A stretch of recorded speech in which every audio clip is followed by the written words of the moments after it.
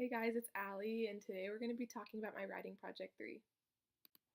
So first off, I'm going to introduce my community. The community that I've been dealing with all semester is the Make-A-Wish Foundation, and I chose this community because I know that a lot of us are familiar with it and inspired by it, but a lot of us don't know the details that go on behind the scenes of this foundation. So the Make-A-Wish community is basically a community that grants children who are diagnosed with terminal illnesses their ultimate wish. They are able to raise money for these children and their families to go on an all-inclusive trip or visit in order to get outside of those hospital walls and enjoy this life that they were given.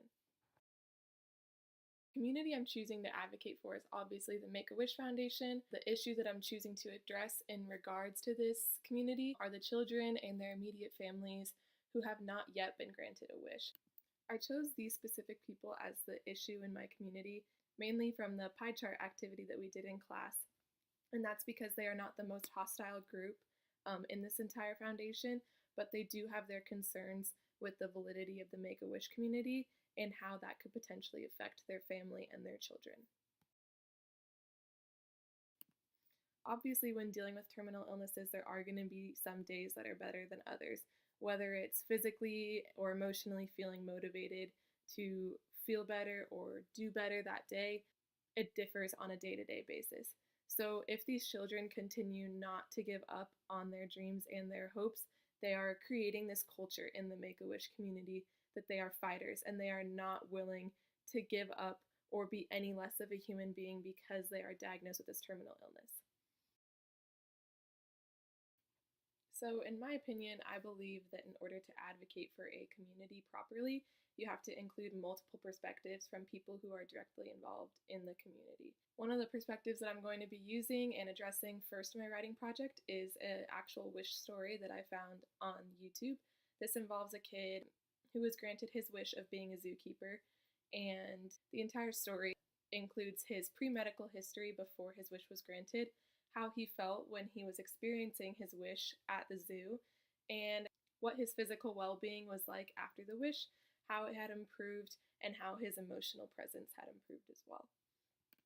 By using this wish story that is so personal and so relatable to all of the kids in the Make-A-Wish community, I am appealing to the emotional side of my argument that these kids deserve that chance to be happy and to live a normal life in their community while being able to be given that hope for a greater future. While completing one of the Reddit quizzes that we had to do a couple days ago regarding our writing project 3 and how it personally relates to our community, I was able to find some posts that actually fit quite well with my writing project. They were discussing how nurses and doctors or even their own children were affected by the Make-A-Wish community in either a positive or a negative way. So I'll be able to use that in my writing project. Shout out to MKC. Thanks. Other research methodologies that I was able to incorporate include the descriptive method, the case study method, the narrative method, and the ethnography method. The one that I really do want to touch on is the ethnography method. The ethnography portion of my research methods actually ties into my origins portion of the assignment as well, which discusses my personal investment in my writing project and how it influenced me and sparked my interest in learning about this. So many of you do not know, but the main reason I chose the Make-A-Wish community is because it actually impacted my life personally as well.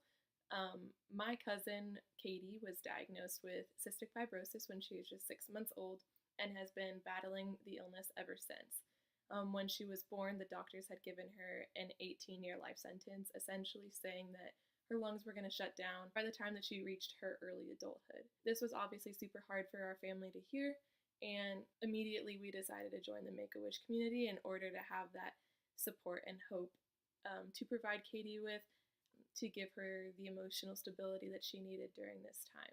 I am a strong advocate for the Make-A-Wish community, obviously because of the personal experiences that I had with Katie, and I strongly believe that since the Make-A-Wish community was able to provide her with the wish that she wanted, it had a positive impact on her medical well-being, and I believe that that is the reason that she has been able to surpass her life expectancy and I am happy to say that she's the healthiest she's ever been, and she's 23 years old and living an amazing life back home.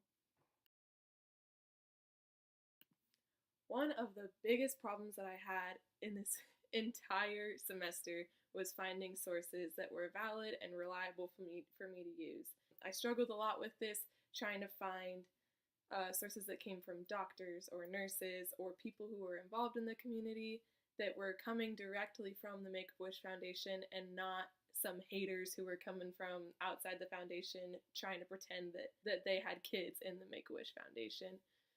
However, after looking back on all the struggles that I had with finding those sources, I really believe that it helped me to be able to analyze the source properly and realize which ones are valid and invalid and which ones really come from people who are directly involved in the Make-A-Wish Foundation, which will help me in the future finding some sources.